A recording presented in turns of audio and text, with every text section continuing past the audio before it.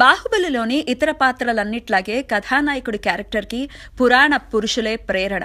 ప్రధానంగా బాహుబలి వ్యక్తిత్వం చూస్తే మనకి శ్రీరాముడే గుర్తుకొస్తాడు. ఆయనలాగే బాహుబలి కూడా ఆజానబాహుడు, అందగాడు, అందరికీ నచ్చినవాడు. అయితే రాముడికి సోదరులందరూ దాసాను దాసులే. కానీ బాహుబలి విషయంలో అసలు శత్రువు వరుసకు సోదరుడైన భల్లాల దేవుడు. ఇక్కడే మనకు మహాభారతం స్ఫూర్తిస్తుంది. దుర్యోధనుడిలాంటి భల్లాల దేవుడు ధర్మరాజు లాంటి నీతిమంతుడు, నియమవంతుడు అయిన బాహుబలిని మోసం చేసి గెలవాలి అనుకుంటాడు. అయితే భారతంలో ధర్మరాజుపై సుయోధనుడు చేసే కుట్రలు పనిచేయవు. కానీ కట్టప్ప బాహుబలిని చంపేశాడు కాబట్టి భల్లాల దేవుడి వ్యూహం ఫలించిందనే చెప్పుకోవాలి.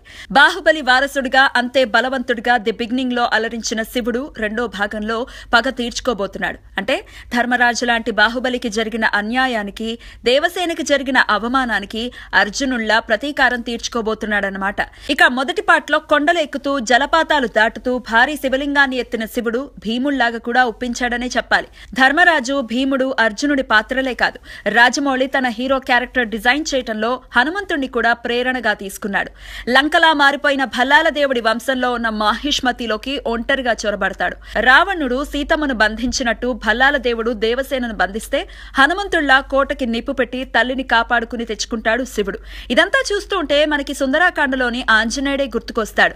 అన్యాయం జరిగినప్పుడు, ప్రజలు అష్టకష్టాల పాలవుతున్నప్పుడు ఒక యోధుడు న్యాయం వైపున, ధర్మం వైపున నిలవటమే బాహుబలి తత్వం. అయితే మన దేశంలో ఇప్పటికీ ఎందరో బాహుబలులు అవతరిస్తూనే వచ్చారు. ఎప్పటికీ ధర్మానికి ప్రతిరూపంగా నిలిచిపోయే శ్రీరాముడు మొదలు శ్రీకృష్ణుడు, ఛత్రపతి శివాజీ, సుభాష్ చంద్రబోస్, ఇలా ఎందరెందరో. ఒక్కొక్కరిది ఒక్కో మార్గమైనా అందరూ అధర్మాన్ని ఎదిరించేందుకు ఆయుధం పట్టారు. ఇక ఆయుధం పట్టకుండానే లోకాన్ని జయించిన ఆదిశంకరులు, వివేకానందుడు, గాంధీ వీళ్లు కూడా బాహుబలులే.